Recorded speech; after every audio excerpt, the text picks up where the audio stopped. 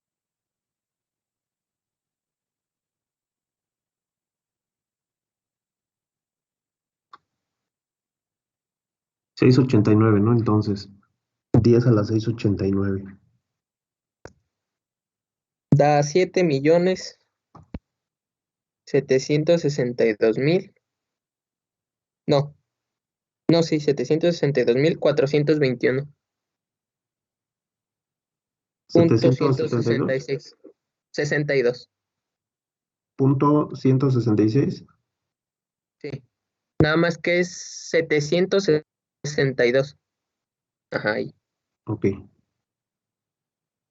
Newton segundo sobre metro cuadrado. Esto es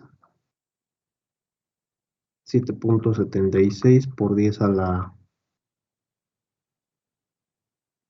6.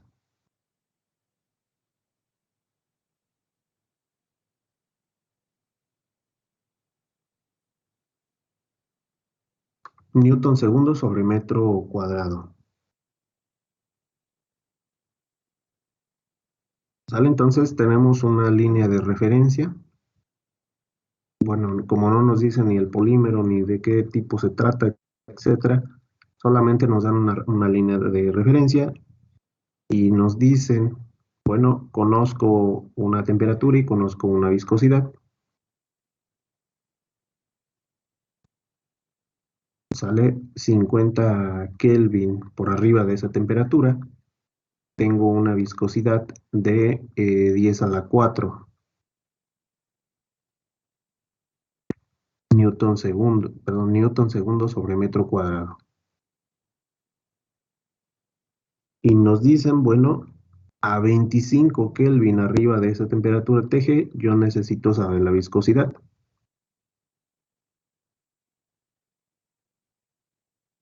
Y esta es la línea punteada en verde, donde, bueno, aquí ya tenemos un valor de viscosidad de 7.76 por 10 a la 6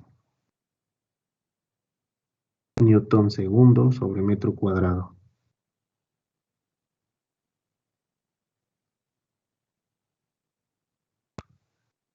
¿Sale? Son más bien valores de temperatura relativo, ¿no? Con relación a una misma que es característica de un tipo de polímero, ¿no?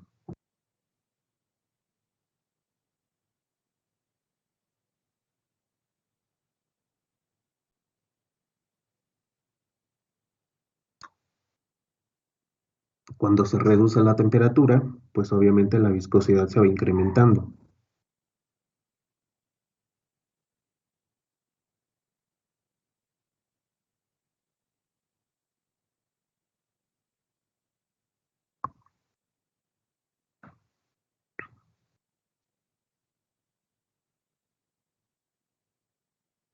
Bien, y bueno, hasta aquí son los modelos reológicos, digamos, pues más utilizados para diferentes sistemas. Em, Existen más y existen todavía más grandes que se pueden utilizar, por ejemplo, ya para sistemas específicos de aleaciones, por ejemplo, aleaciones de níquel chrome, etcétera. Resulta muy amplio, digamos, el tema, son muchísimos modelos, como ya les comentaba. Estos son los más esenciales, los más comunes. Em, no terminaríamos de verlos todos en una sola unidad, necesitaríamos quizá todo el set. Pero bueno, tenemos los así que es el momento para determinar cosas de diferentes temas. ¿Sabe qué como finalidad? Poner un acercamiento, ¿no? ¿Cuál es esa viscosidad? O decir específicamente cuál de un fluido. En este caso, bueno, son fluidos newtonianos porque no se pone de forma lineal. Y otra cuestión es que no todos vienen enfocados a determinar cómo cambian con relación a un esfuerzo aplicado, sino más bien, si ustedes se fijan, ya en la mayoría de los casos los vemos en función de la temperatura. ¿Sale? Ese también es un aspecto importante que en función de la temperatura pues van a cambiar su viscosidad. Bien, me dicen si puedo cambiar. Por mí sí, profe. Ok, perfecto. Bien, vamos, lo siguiente es analizar balances de momentum. Pónganle como título balances de momentum.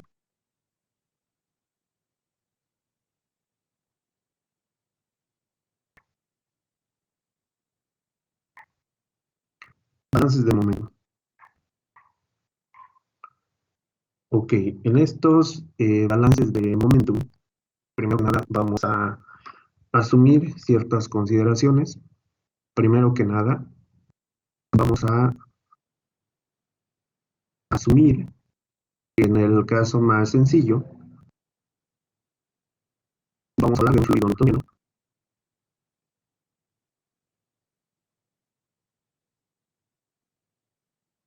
Vamos a hablar de un fluido, de un flujo laminar.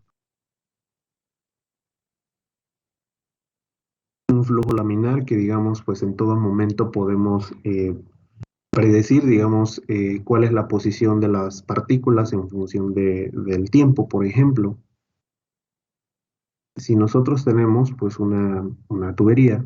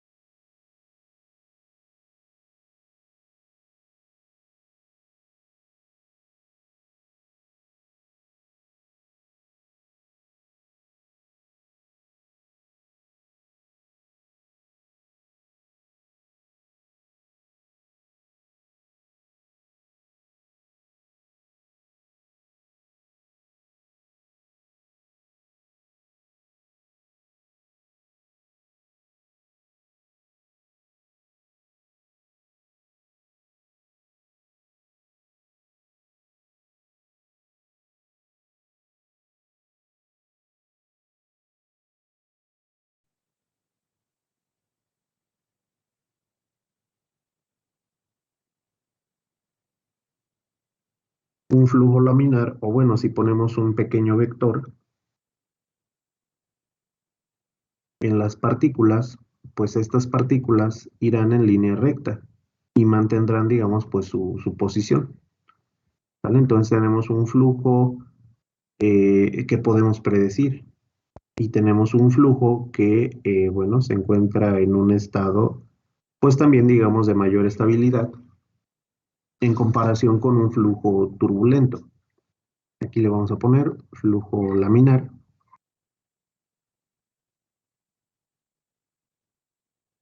Y tenemos por otro lado un flujo turbulento.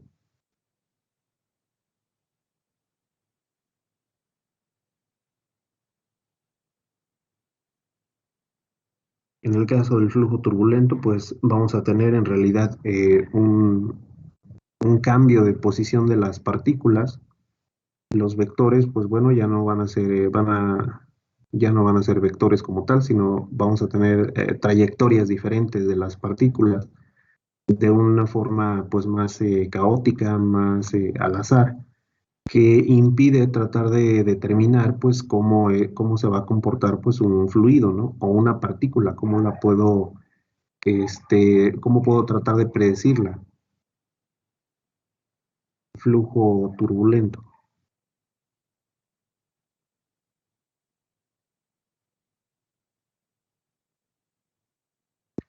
Bueno, en cuanto al flujo laminar, vamos a ponerle por aquí que las partículas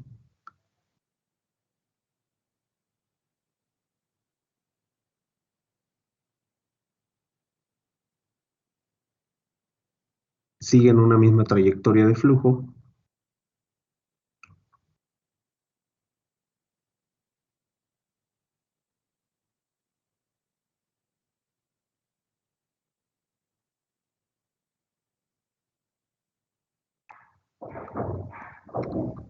con una velocidad constante.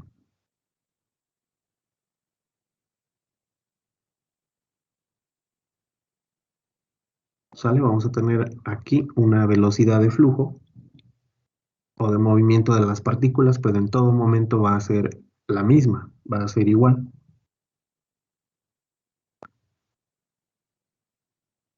Y en el caso del flujo turbulento, pues bueno, vamos a tener una trayectoria caótica.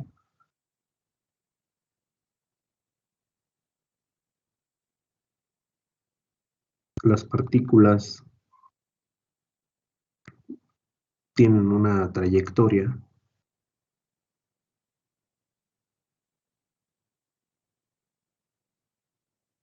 caótica y con velocidades variables.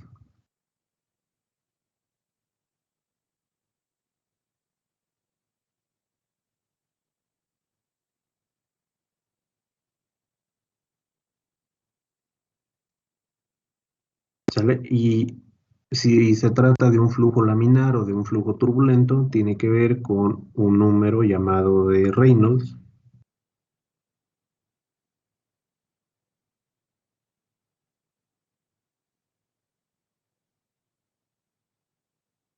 Bueno, viene derivado de un experimento que hizo Reynolds para tratar de determinar, pues bueno, cómo se comportaban los fluidos bajo, bueno, diferentes condiciones geométricas, diferentes condiciones de velocidad, y este número de Reynolds, pues es el que va a determinar si un sistema se comporta como flujo turbulento o si se comporta como un flujo laminar.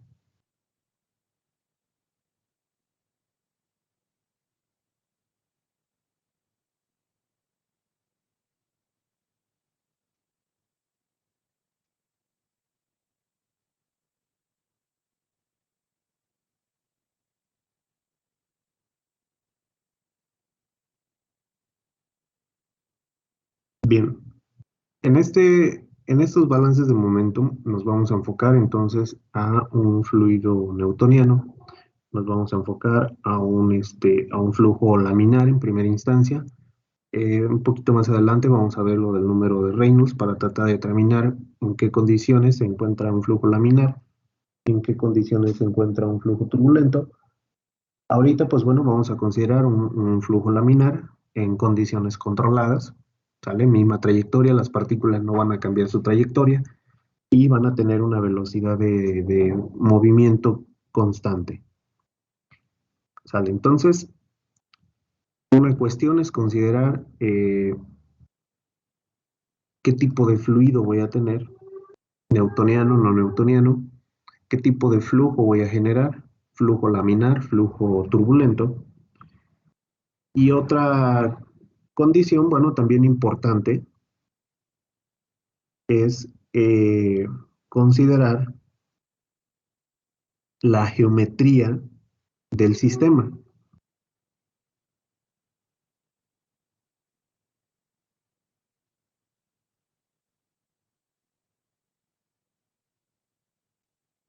Y bueno, aquí tenemos varios casos que son los que vamos a analizar, que son superficies inclinadas.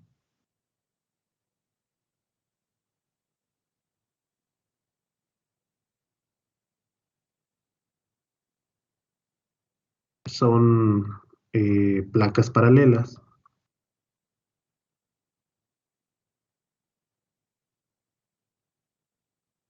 Tenemos el caso de una tubería.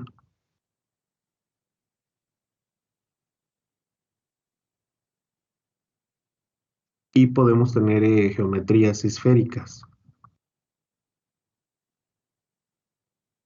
¿Sale? Un fluido, bueno, se va a comportar de una forma distinta, digamos, sus condiciones de flujo, pues van a ser diferentes en consideración a si se trata de una superficie inclinada, si se trata de una placa paralela, si se trata de un fluido, de un flujo más bien a través de una tubería, o qué pasa si, por ejemplo, a media tubería ponemos una esfera, una canica, cómo cambia, digamos, el flujo con relación a esa geometría, ¿no? A esa esfera. O en casos ya más complejos podemos tener superficies combinadas. ¿A qué me refiero con superficies combinadas? Que en algún momento, ¿qué pasa si hacemos fluir pues un sistema a través de una tubería? Pero tenemos a lo mejor una sección de quizá como de desagüe, de salida, donde vamos a tener pues una sección inclinada. Y en primera instancia, pues nosotros estaríamos esperando un flujo en esta dirección ¿Sale? Vamos a tener aquí una velocidad del fluido. Seguramente vamos a tener el efecto de una presión, porque como se encuentra inclinada, aquí ya no podemos asumir que son placas, que tenemos una placa inmóvil y que tenemos una placa móvil, donde por forma, simplemente por teoría decimos, ok, la placa de arriba se va a mover. Aquí ya no vamos a hacer esa consideración. Forzosamente para generar el movimiento del fluido necesitamos aplicar una presión. ¿Sale? Tenemos una presión del lado izquierdo, se genera el movimiento del fluido hacia el lado derecho, como viene este vector, pero en este momento, pues vamos a tener una superficie inclinada, vamos a tener pues un flujo paralelo a la superficie inclinada, vamos a ponerle B1 aquí, B2 acá, y en B1 le vamos a poner, bueno, que tenemos un efecto de una presión, ¿sale? Como una fuerza que inicia el movimiento, y en B2, bueno, vendríamos arrastrando quizá la fuerza perdón, el efecto de la presión, pero también hay otro factor que es la gravedad.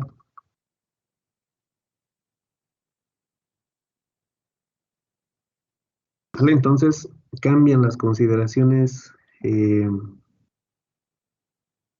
la geometría más bien cambia las condiciones de flujo y es lo que vamos a analizar.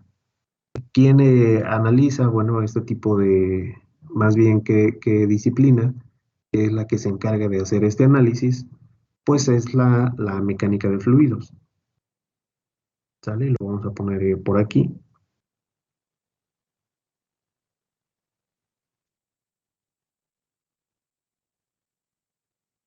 Mecánica de fluidos.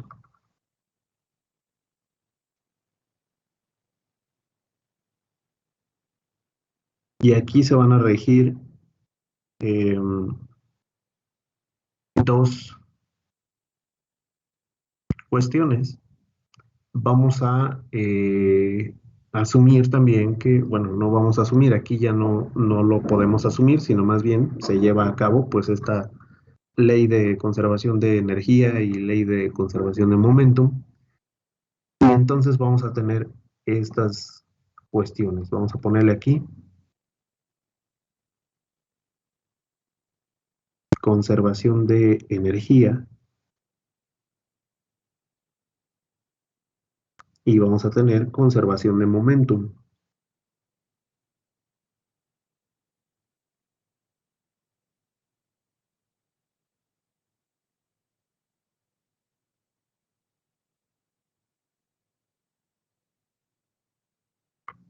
¿Sale? Y para hacer un análisis o un balance de momentum, básicamente, ¿qué vamos a considerar? Si recuerdan al inicio bueno, del curso, por ahí hablábamos un poquito de momentum, pero más en la cuestión de mecánica clásica, ¿sale? El momentum, pues, es el producto de la masa por una velocidad. Entonces, una partícula que se encuentra en movimiento, que tiene una masa y que tiene una velocidad, pues tiene un momentum o una cantidad de movimiento. Y esa cantidad de movimiento puede ser transferida a otro cuerpo, ¿sale? Si ocurre una colisión, esa partícula va a transferir parte de la cantidad de movimiento que llevaba, o puede ser que a lo mejor la transfiera de forma completa. ¿Sale? Aquí ya depende de las condiciones de la colisión, pero ¿qué va a pasar si, por ejemplo, una canica, bueno, chocan, ¿no?, una canica con otra? La canica que se encuentra en primera instancia en estado de reposo se va a mover, adquiere una cantidad de movimiento, pero la otra va a rebotar, va a cambiar su trayectoria, pero ya con una fuerza menor, ¿sale? O una velocidad menor. Entonces, parte de la cantidad de movimiento va hacia la canica que estaba en reposo, genera movimiento, y la otra canica, bueno, pierde su cantidad de movimiento y simplemente cambia de trayectoria y se detiene. Pero digamos, la cantidad de movimiento inicial se encuentra pues ya repartida entre la canica que se golpeó y la canica que incide el golpe. Y de igual forma la energía. Ustedes saben que en cuanto a materia y a energía, no tenemos pérdida. Bueno, no tenemos generación de nueva cantidad de energía. Sí podemos tener pérdidas de energía en diferentes formas, en calor, por ejemplo, pero siempre vamos a conservar la misma cantidad que se tenía en un sistema. Entonces, bueno, estos balances de momentum están enfocados a tratar de determinar cuánto es la cantidad de movimiento que transferí, cuánto es la cantidad de movimiento que se quedó, digamos, en la canica inicial, y ahora sí, pues vamos a hacer el balance, ¿no? Se supone que si tenemos conservación de energía y de momentum, toda esa ecuación, todo ese balance tiene que ser igual a cero. Y bueno, eso lo vamos a ir haciendo en esta última parte, ¿no? Del temario. Me dicen si puedo cambiar, por favor.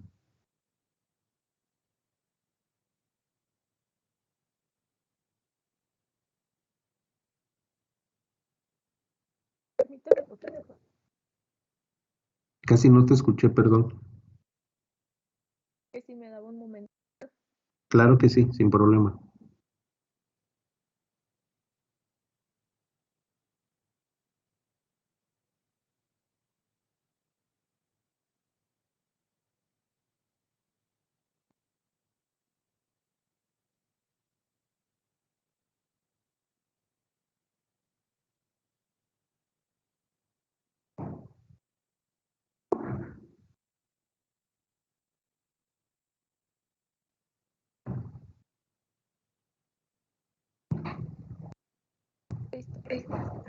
Muy bien. Ok. Bien. De esta mecánica de fluidos,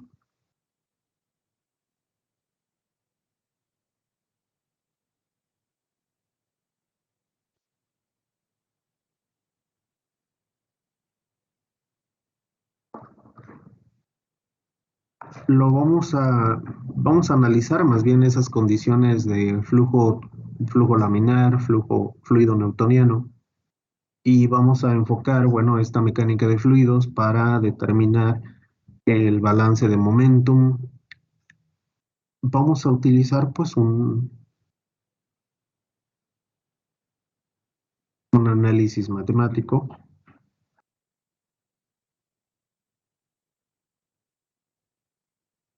que tiene como finalidad determinar valores como velocidad máxima de movimiento,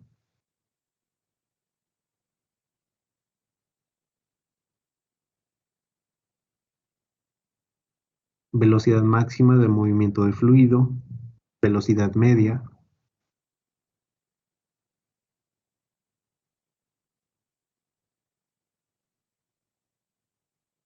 y el flujo volumétrico, que es el caudal.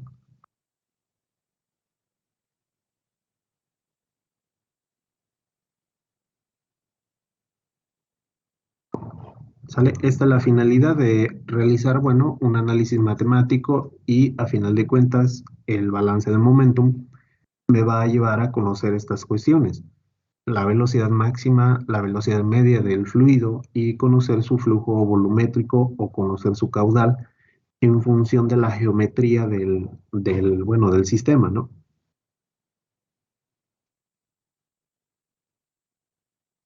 Bien.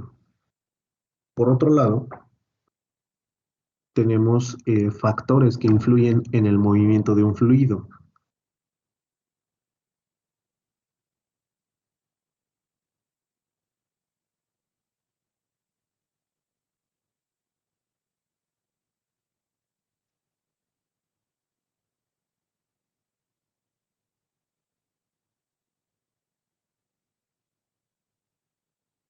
Factores que influyen en el movimiento de un fluido.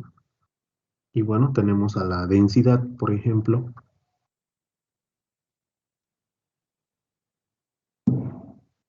La viscosidad, obviamente. Influye también la gravedad.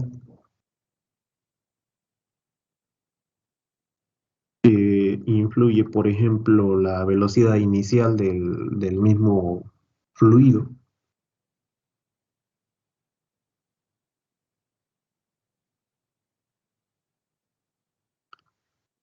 Si estamos hablando de una superficie inclinada, pues influye el ángulo de inclinación.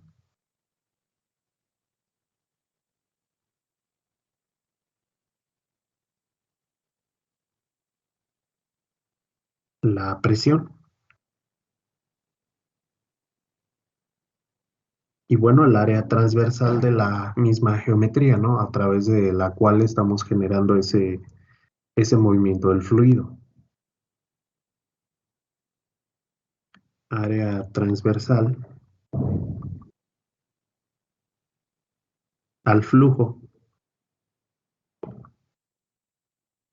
¿Sale? Por mencionar algunos factores.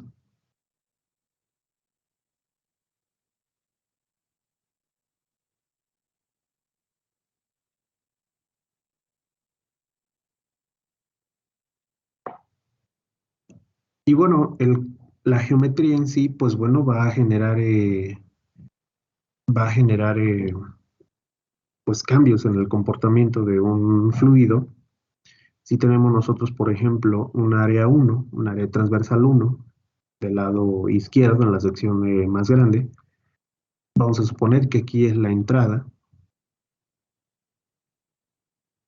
del fluido. Tenemos una salida, tenemos un área 2, más pequeña, más reducida. Esta es la salida. Y vamos a tener un cambio, por ejemplo, en los vectores de velocidad del fluido, analizándolo como pequeñas partículas. ¿Sale? Tenemos aquí estos vectores que, bueno, van en línea recta, tenemos este flujo. En algún momento, bueno, ocurre este cambio de sección y vamos a tener, pues, estas líneas de flujo que van a cambiar también de acuerdo a la condición geométrica de la que estemos hablando. ¿Qué va a pasar con las velocidades? Pues bueno, también vamos a tener velocidades diferentes. Del lado izquierdo vamos a tener una velocidad 1, del lado derecho vamos a tener una velocidad 2. Y por aquí podríamos establecer pues un pequeño balance entre el área 1, volumen 1, perdón, velocidad 1, área 1, velocidad 1, pues esto es igual al área 2 por el volumen 2.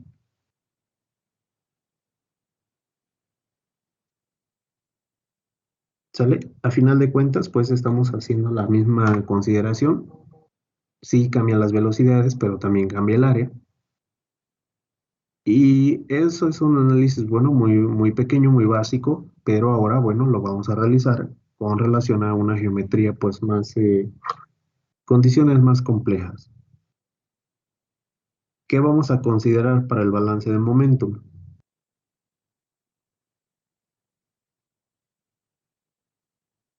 Para balance de momentum.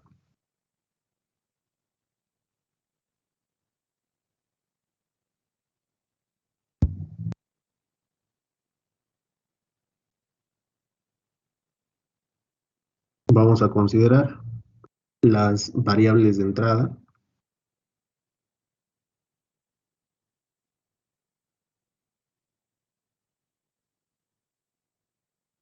vamos a considerar variables de salida,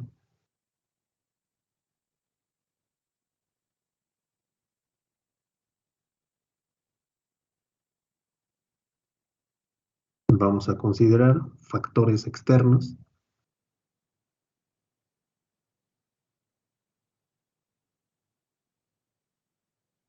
si los hay, y vamos a considerar condiciones de frontera.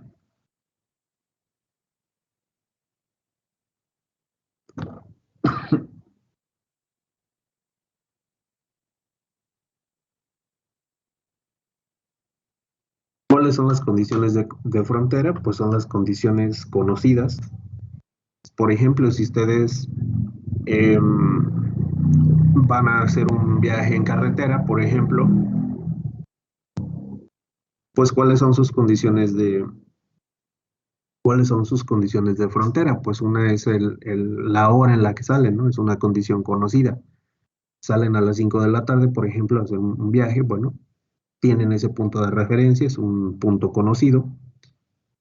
Parten del reposo, parten de que su automóvil pues se encuentra en un estado de reposo, entonces en ese tiempo, justo a las 5 horas, bueno, a las 17 horas, van a tener una velocidad igual a cero.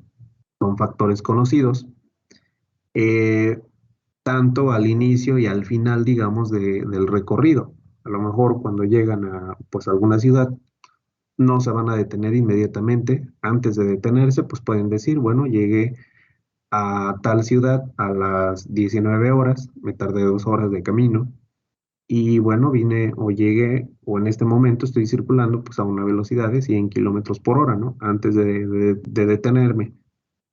Esas son las condiciones de frontera, son las condiciones que yo conozco del sistema y que puedo sustituir en las ecuaciones, bueno, una vez se realiza el balance del momentum para encontrar una solución, ¿no? A esa ecuación.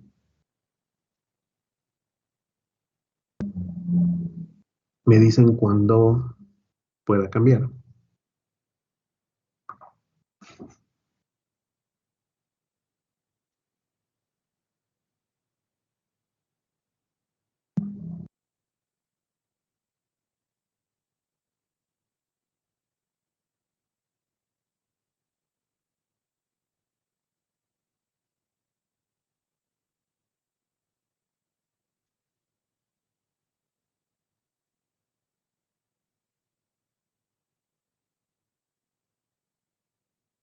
¿Listo?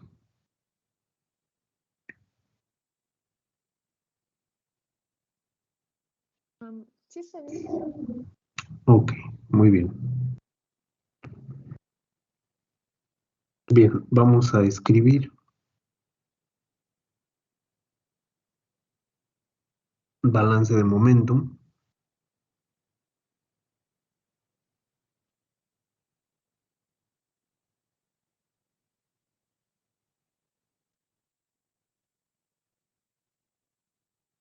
Vamos a ponerle aquí como ecuación general.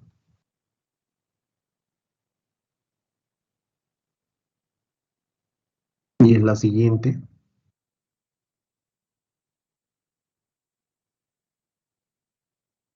Vamos a considerar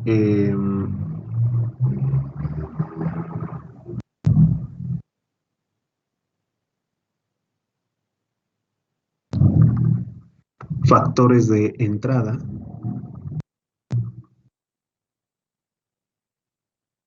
con relación al momentum. Factores de entrada, todos los factores o variables de entrada las vamos a considerar como, bueno, primera ecuación. A estos factores de entrada vamos a restarle, bueno, los factores de salida.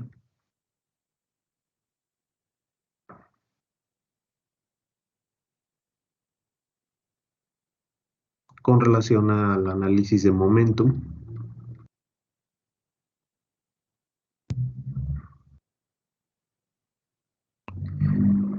Dice por ahí todo, todo lo que entra tiene que salir, ¿sale? Entonces, en teoría, todos los mismos factores de entrada, si les restamos los factores de salida, pues bueno, eso tiene que ser igual a cero, ¿no? Todo lo que entra tiene que salir. Sin embargo, hay que considerar también factores externos, ¿no? Cómo esos factores adicionales pueden afectar a este sistema. De aquí, de esta ecuación, pues simplemente tenemos factores de entrada de momentum menos los factores de salida de momentum, pero hay que adicionar las fuerzas externas que actúan sobre el sistema. Vamos a ponerle suma de fuerzas o suma de factores externos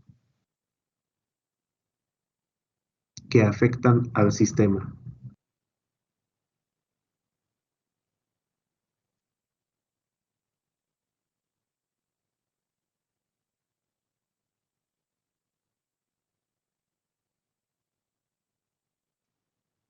Y esto, bueno, tiene que ser igual a 0.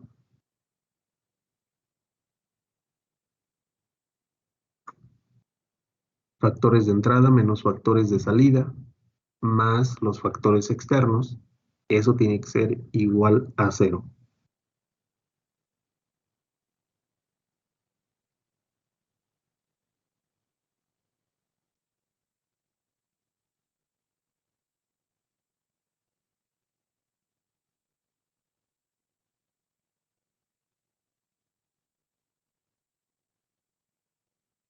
Bien, y sobre esa base, digamos, de la ecuación, todavía, bueno, hay que desarrollarla dependiendo del tipo de problema. El primer caso que vamos a ver es un plano inclinado. Eh, Antes de poner la figurita que vamos a utilizar, vamos a hablar un poquito de condiciones de frontera.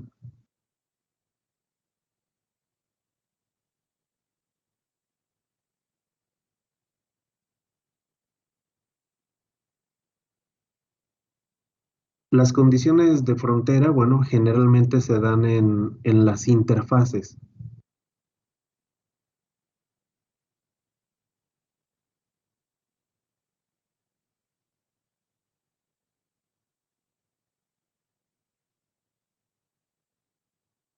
¿Cuáles son esas interfaces? Pues bueno, puedo tener una interfase de sólido,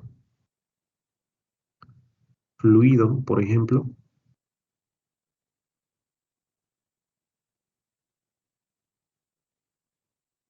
Puedo tener una interfase de, aquí específicamente de líquido con gas.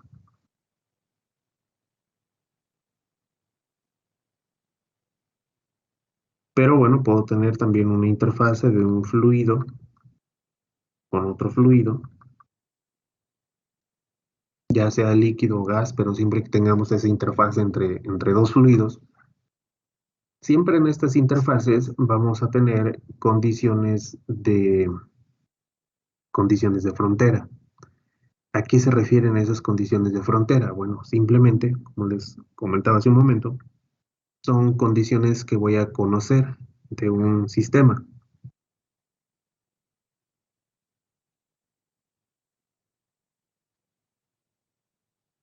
Asumiendo el caso de Newton, placa inmóvil, placa superior en movimiento, tiene una velocidad. ¿Cómo va a ser la distribución de vectores de velocidad? Bueno, la distribución de vectores de velocidad va a ser igual a, vamos a tener lo siguiente, ¿sale? En la parte superior, aquí vamos a tener una interfase justo de un sólido con un fluido, ¿sale? Porque la placa inmóvil, bueno, la placa móvil está en contacto con alguna partícula del fluido. Tenemos ahí una condición de frontera de sólido con un fluido. ¿Y qué va a pasar con esta velocidad? Pues bueno, vamos a tener una velocidad máxima, ¿sale? Porque es la misma, o bueno, estas partículas muy adyacentes a la placa superior van a tener la misma velocidad de movimiento de la placa, pero esa velocidad se va reduciendo conforme cambio de posición hasta que en la placa inferior pues simplemente ya tengo una velocidad igual a 0. Entonces, ¿qué va a pasar en este punto? Voy a tener una velocidad igual a 0.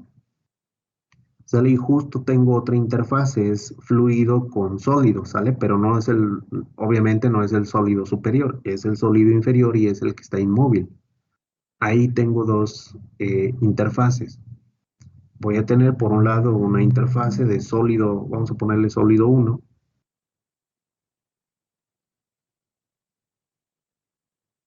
con el fluido en cuestión. Y en en la parte superior, pues bueno, voy a tener una interfase también del sólido, pero ahora en este caso es otra placa, sólido 2, con el fluido. Si establecemos un eje de coordenadas, un origen,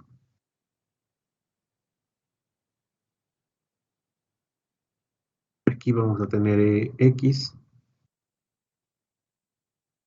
aquí vamos a tener Y,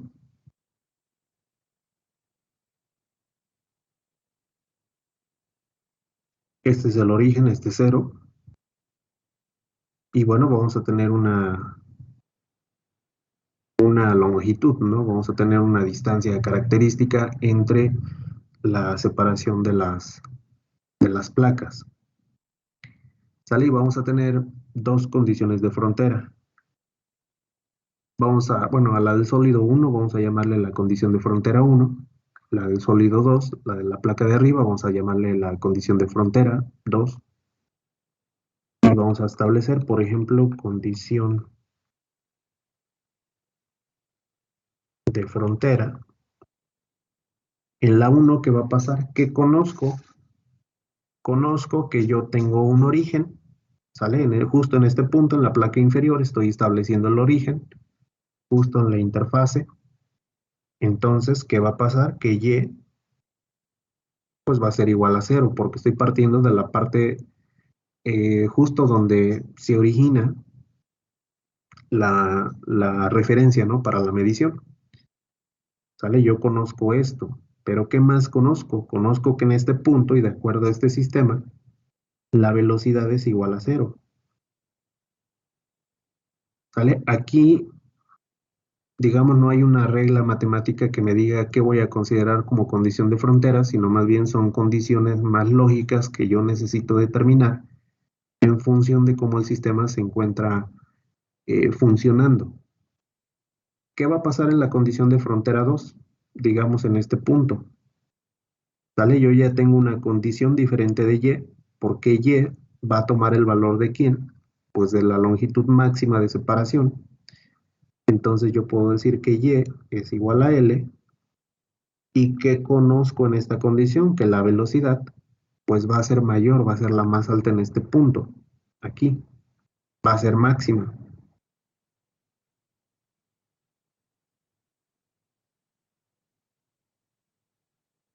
¿Sale? Y esas son las condiciones que podría establecer en este primer sistema, ¿no? El más sencillo que hemos visto, pero que tenemos que establecerlos para las diferentes geometrías que vamos a analizar.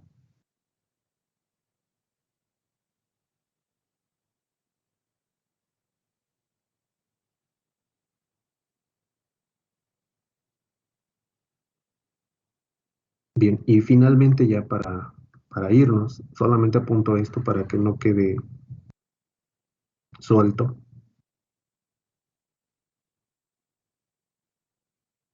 Bien, como paso 1 tenemos que hacer un balance de momentum.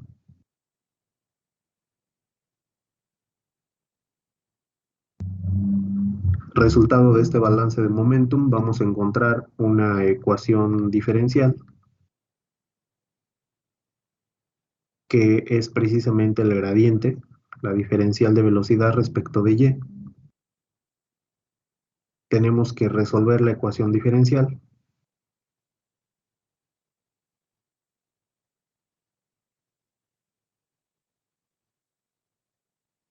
Con la finalidad de encontrar pues una función de velocidad en función de la posición, función de la velocidad en función de la posición.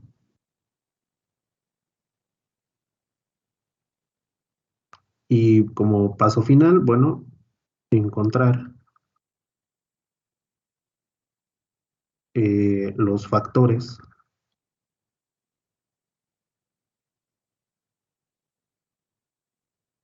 de velocidad media,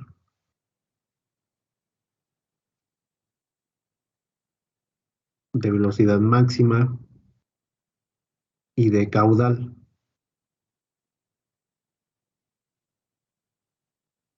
¿Sale? Este sería como la forma de